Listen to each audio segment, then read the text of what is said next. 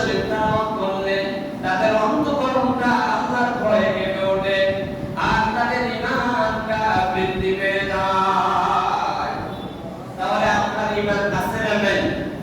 আপনার শরীরে জ্বর আছে না নাই এটা মাপার কি আছে? যন্ত্র আছে। আপনার শরীরে ডায়াবেটিস আছে কি নাই মাপার কি আছে? যন্ত্র আছে। তারপরে আপনার প্রেসার কম না বেশি, হাই প্রেসার না লো প্রেসার, এটা পরিমাপ করার কি আছে? যন্ত্র আছে। কিন্তু আপনার ঈমান আছে না নাই এটা মাপার কোনো যন্ত্র নাই, এটা মাপার যন্ত্র হলো কোরআন শরীফ। যখন